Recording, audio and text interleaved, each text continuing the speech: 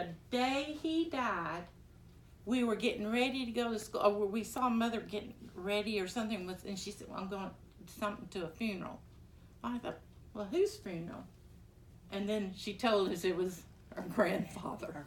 I said, why aren't we going? Or, and she never wanted to have anything to do with him.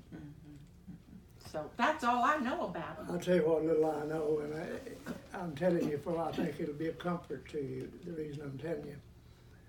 It was a hard situation, I'm sure, but I grew up out there, and as a kid growing up, you don't know what's going on, but later, when I got a little older, I asked Mom, I said, what this is a nice family, Miss Lena and her family.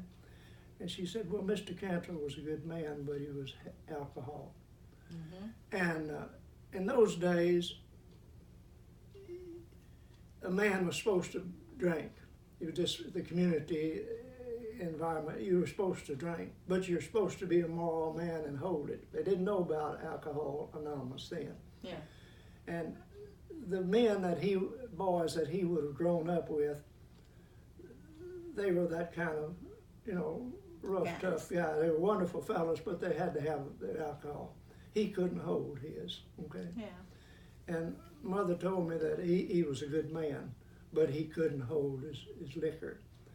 And your grandmother's brothers were fine men in the community, some of the most respected, but she said they actually ran him off from home. And I think if I'd have been in their place, I would have too, because you didn't understand AA at that time. I can kind of understand that a little bit because I have a brother that was an AA. I wasn't around him too much when he was this way, but my sisters and family knew that it's just the way it was. And it's no disgrace now.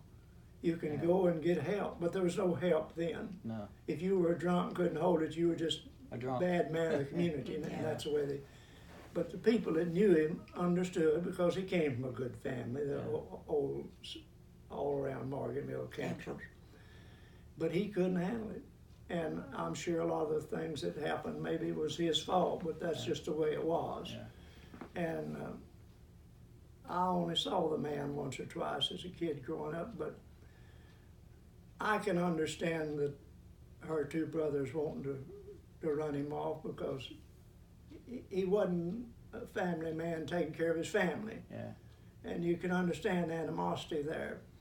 But nowadays, if that had happened, some of us would have got him into AA, helped that family along, but he never had a chance, his situation. Because once you're in AA, you take that drink, you got to have another, and you read about it and understand it. But if he could have grown up in an environment like there is that I grew up around Morgan Mill, I grew up around Morgan Mill around a bunch of good boys and girls.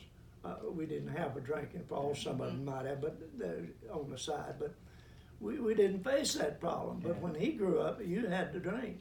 You just had to drink, and he couldn't handle it. And I wanted you to know what little I knew about that, so you'd maybe have some different memories. And as far as I know, he went and lived Fort Worth maybe the rest of his life, and we'd hear something about certain Cantrell, Fort Worth, but that's all we knew. But there's always two sides on the family situation. And but your grandmother, everybody loved her for and all the kids that she raised, and I just had great admiration for them. But they had a hard time. Of the rest of us didn't go through with. But I felt that I needed to tell you that. Well, I appreciate that. Well, one day